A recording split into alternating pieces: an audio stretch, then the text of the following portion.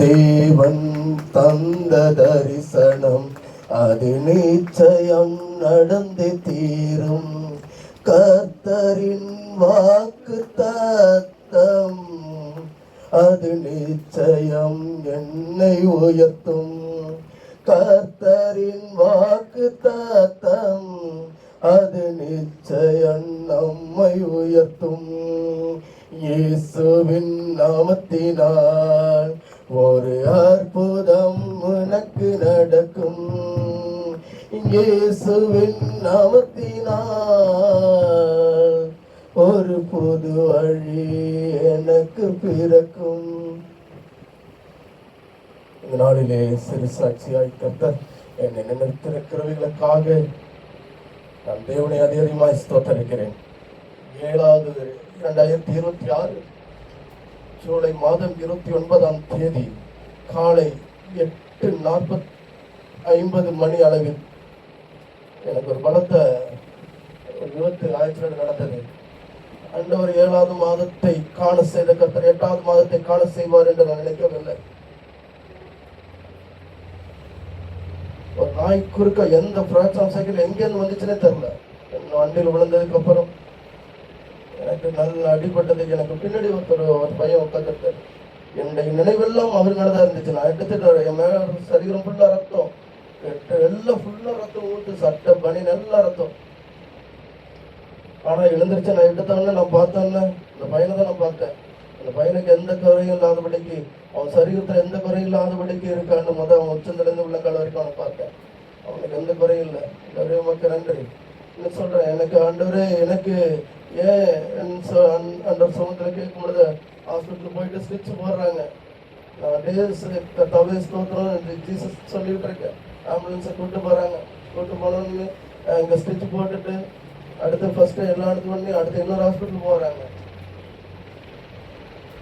பொழுதெல்லாம் ஆண்டவர் சமூகத்துல கேட்டேன், ஆண்டவரே ஏன் ஆண்டவரே உன் பாதம் களிரிடாதபடிக்கு உன் தூதர்களை என்னுடைய தூதர்களை கொண்டு உன்னை தாங்குவேன் என்று சொன்னீர் ஆண்டவரே. ஏன் ஆண்டவரே உன்னுடைய வாழ்க்கையில் அதிக பாடுகளை நூலியங்கள் வளரக்கூடாதபடிக்கு, உன் ஊழிய வாழ்க்கையில நீ நிமிர்ந்து இருக்கக்கூடாதபடிக்கு, உன் விசுவாசிகள் வாழ்க்கையில் ஒரு அற்புதத்தை நிறைவேற்றாதபடிக்கு, உன் விசுவாசிகள் எழும்பி பிரகாசிக்க கூடாதபடிக்கு, உங்கள் எல்லைகளை விஸ்தாரப்படுத்தக்கூடாதபடிக்கு விசுவாசிகள் போராட்டங்கள் அதிகமாக இருக்கிறது. நான் கர்த்தர் சொன்னேன், ஆண்டவரே இந்த நிலைமையில நான் எப்படி வருகிற ஆண்டவரே இன்னைக்கு நான் 3 நாளைக்கு முன்னாடிதான் அது மேலே ஐயா ஏகாயாவை சென்னையிலேருந்து வந்து மீட்டிங் அட்டன் பண்ண ஐயாவோட பேச முடிய கர்த்தர் கிருபை செய்து. அது மாத்திரமல்ல, வருகிற புதிய மாதத்திலே ஊழியக்காரர்கள் பொள்ளாச்சி பட்டணத்திலிருந்து சில சகோதரிகள் அண்ணன் அக்கா எல்லா குடும்பமா வராங்களே, நான் என்ன செய்வது ஆண்டவர்? இப்படிப்பட்ட சூழ்நிலையில் நான் எப்படி நோக்கி நான் பார்க்க முடியும் என்று நான் ரொம்ப ஆண்டவர் சமூகத்துல ஹாஸ்பிட்டல்ல இருக்கும்போது ரத்தம் ஓடினாலும் என் சரீரத்துல ரத்தம் நிறைந்து ஓடினாலும் என் சிந்தனை எல்லாம் அவரு பார்க்க மாத்திரம் இருந்தது. ஆண்டவரே ஏன் இதை அனுமதித்தேன் என்று தெரியாது, ஏன் என்னை அனுமதித்தேன் என்று தெரியாது.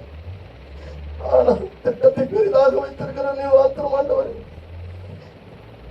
என் ஊழிய வாழ்க்கையிலும் என் குடும்ப வாழ்க்கையிலும் என் தனிப்பட்ட வாழ்க்கையிலையும் இன்னைக்கு விசுவாசி உணவாய் பெருகினாலும் ஊழியக்காரனுக்கு பாடுகள் அதிகமாக இருக்கு என்று தெரியும் நன்றாகவே. கடந்த வாரத்துல தான் இந்த பாடலை பாடுங்க. ரத்தமே சிந்தி சாட்சியாய் வாழ்வேன் நிச்சயம் நிச்சயமே. ரத்தமே சிந்தி சாட்சியாய் வாழ்வேன் நிச்சயம் நிச்சயமே. பரிசுத்தரே படைத்தவரே ஆராதனை ஆராதனை. ஏன் பாடல போனாலும் நான் பாடுபடுது. நான் அடிபட்டெல்லாம் இதே நான் பாடல் எனக்கு ஆண்டவர் சொன்னார். இதே பாடல் என் நினைவுல வந்தது.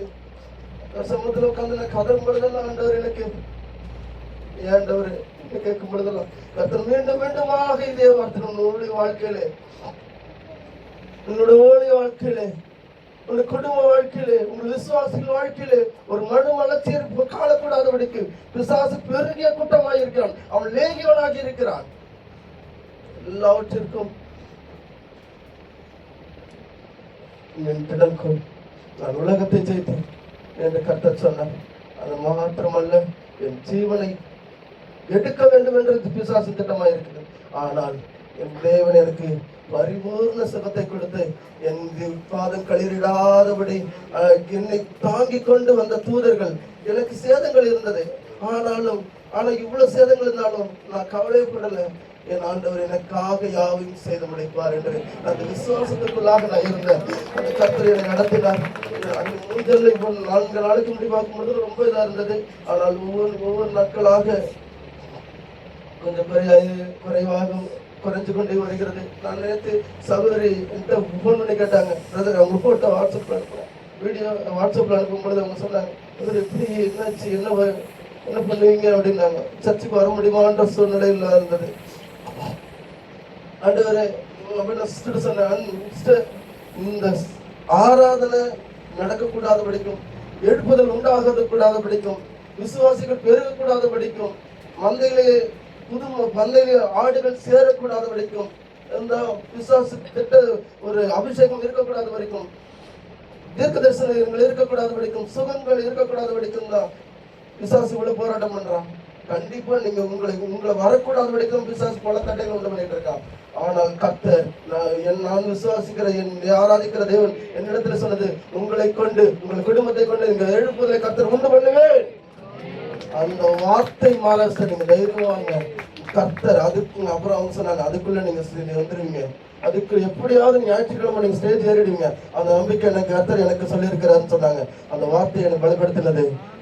பலப்படுத்தினது மாத்திரமல்ல, நான் ஆண்டவர் சமூகத்தில் நான் குடும்பமா நான் உட்காரும் பொழுதெல்லாம் தேவன் மீண்டும் மீண்டும் மீண்டும் மீண்டும் சொன்ன வார்த்தை, திகையாதே, கலங்காதே, நான் உன்னோடு இருக்கிறேன். நான் மோசையோடு இருந்தது போல நான் உன்னோடு இருக்கிறேன்.